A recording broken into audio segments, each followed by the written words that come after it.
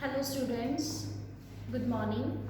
So in the previous video we discussed some basic concept about reflection of light. We discussed about the glass slab, lateral displacement, and we discussed about apparent depth and real depth. Now in this video I will discuss about total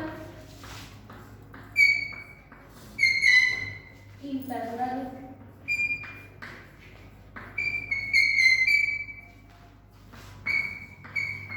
reflection. So what is total internal reflection? Let's take medium 1 and medium 2. Suppose it is denser medium and it is a rarer medium. So suppose an object is placed here. So the ray would travel from denser, suppose in this way the incident light will strike the interface. Here I will draw normal. So it is incident angle of incidence I.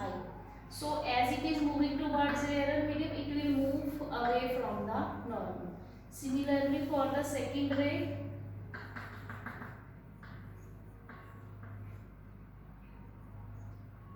it will bend away from the normal.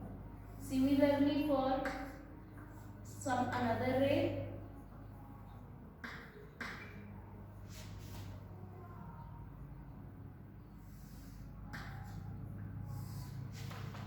now let's take some angle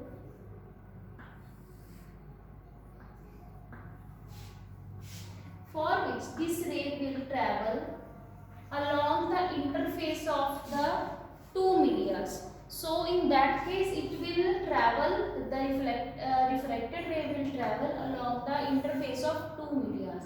So in that case angle of refraction will be 90 degree.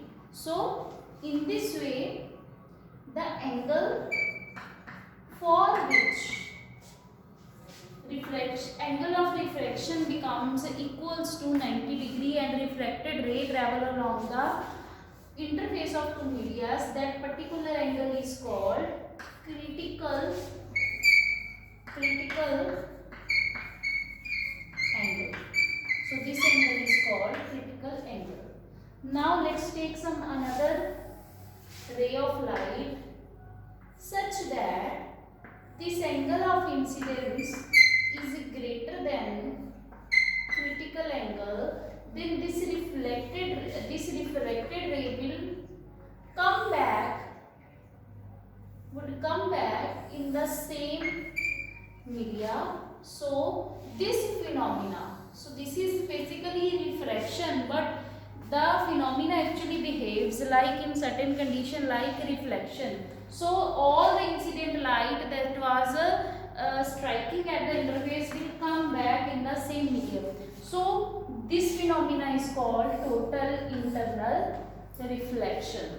Fine. So what are the basic conditions which are necessary for total internal reflection?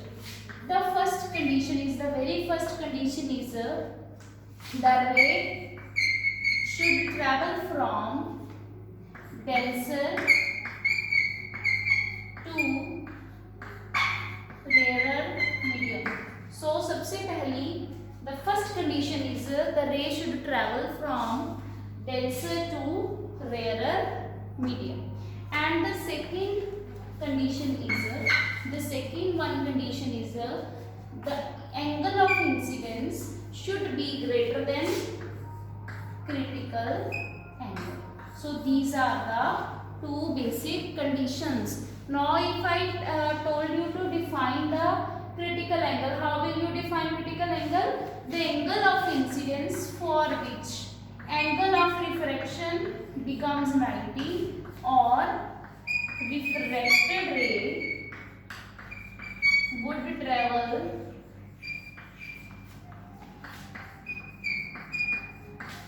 along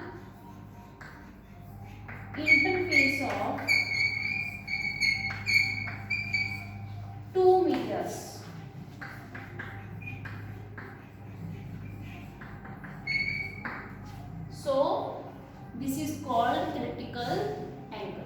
Now since the ray is traveling from medium 2 to 1, so I may write here 2, 1. So what will I get? According to Snell's law, this comes out to be sin I upon sin R. But for critical angle, I may write here IC, and we know for IC critical angle of refraction equals to 90 degree. So I may write here sin IC upon sin 90 degree, and I know the value of sin 90 degree is always 1. So according to principle of reversibility,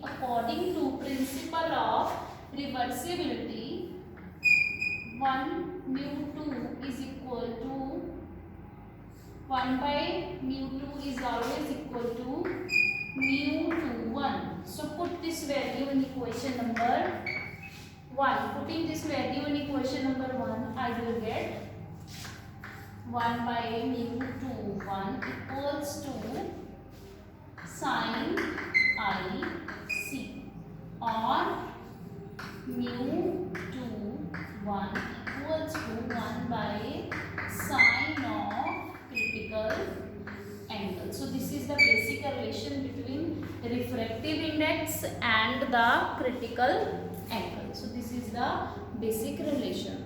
Suppose you are given, like in numericals, you would be given if angle of critical angle is 45 degree for a medium.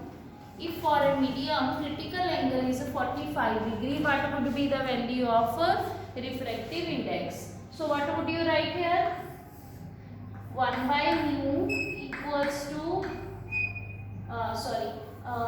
mu equals to 1 by sine 45 degree, and we know what is the value of sine 45 degree? 1 by root 2. So it would be 1 by root 2, or I will write here under root 2. So this would be the answer for refractive index. So this is all about total internal reflection. Now I will discuss about some applications of total internal reflection. So first of the application is brilliance of diamond. So what is the basic phenomena that occurs due to which diamond gives the effect of brilliance, or it behave like a crystal? How? So actually, while making the diamond, its faces are cut in such a way that each time a ray of light enter the diamond, it is totally internally reflected from each of the surface, giving the effect of brilliance or sparkling. So that's why this is the reason diamond sparkles. So here the total internal reflection takes place multiple times. Second case is a formation of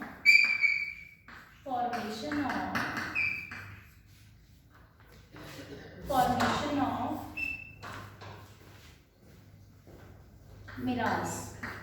So what is mirage? Mirage is an optical illusion in which it is kind of optical illusion. Suppose here is a road on a hot summer day. You can see for the far off distance, you can see that there appears like there is water on the road, but actually there is no water when you come closer. Why this happens? Because this happens because of total internal reflection. Suppose here is a tree. So on a hot summer day, we know the air close to the road, there are layers of air, and the air close to the road becomes hot, and its molecule starts going upward due to temperature temperature it gain kinetic energy, and the upper layers are cooler than the layers that are near the road. So in this way the upper layers behaves as denser medium and the lower ones act as a rarer medium. So what happens if a ray of light crosses these layers at some particular layer, when the angle of incidence becomes equals greater than critical angle, it will be totally internally reflected back. So here is pose and observer. So actually what will happen, there will be an illusion of image of the tree, like here is the water and we will see the exact image of the tree inside the water. So for far off distance, mostly in June, July this happens. So for far off distance, this appears like there is some water spilled on the road. So this kind of illusion gives us the basic imagination that there would be some water. So now the third application is totally reflecting prisms. Totally reflecting prisms.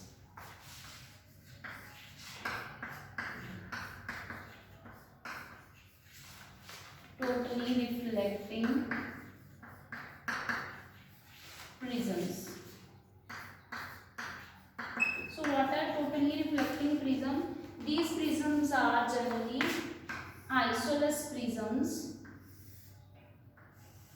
which can turn the ray of light through 180 degree or even 90 degree. So how they can divert the ray? These are isosceles triangles with two angles as 60 degree. So what happens for 90 degree diversion? Suppose there is an object, a ray is coming A, B. So due to internal, here the angle of critical angle is incident angle is taken as a 45 degree, and we know for the medium of glass critical angle is always 42 degree. So here the angle of incidence is always 45 degree. Then what will happen? This ray will be totally internally reflected back. In the similar way, this is also 45 degree and it will be reflected back, and here the image A dash, B dash would be seen. So it is rotated by an angle of 90 degree. Similar is the case of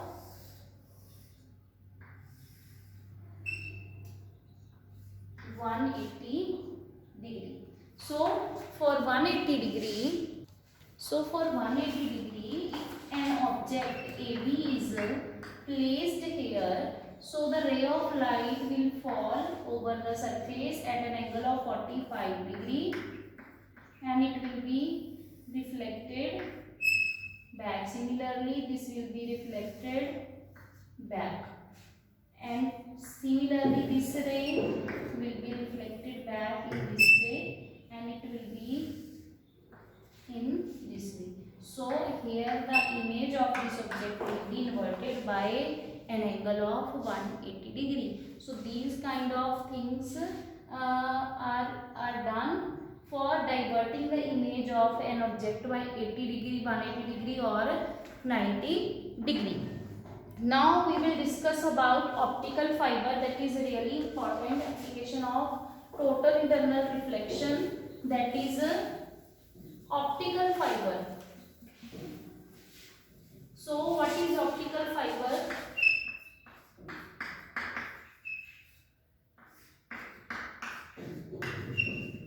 It has basically three parts: core, cladding and buffer coating. So the core of the optical fiber is a material that is having refractive index mu1, and the material for cladding is chosen so that mu2 is always less than mu1. So in this way, if suppose it is a optical fiber, so it would be the core and it would be the, so this is the core, this is cladding, and this one is the buffer coating. So whenever ray of light enter this from core towards cladding, what will happen, as it is the denser and it is rarer, whenever incident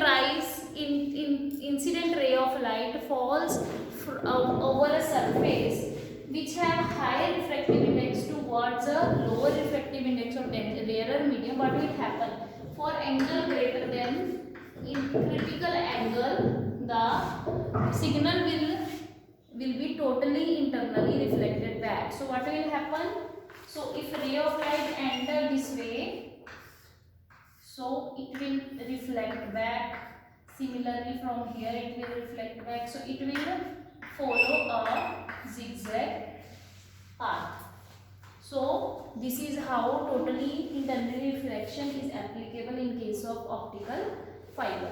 Now what are the basic uses of optical fibers? So it is basically, it is a bundle of optical fibers. It is a very thin wire. So this is the bundle of optical fibers is used to visualize internal organs. As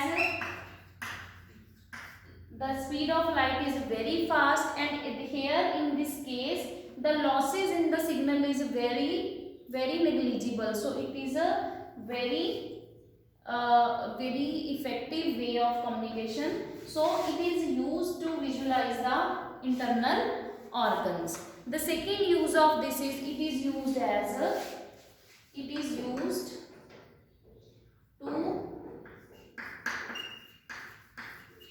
visualize heart. It is basically its part also. Third one is it is used for communication purpose, where higher bandwidth is needed. So communication purposes के लिए भी इसको हम क्या करते हैं, use करते हैं. ऑप्टिकल सिग्नल्स को ये क्या करता है, इजिली ट्रांसमिट करता है.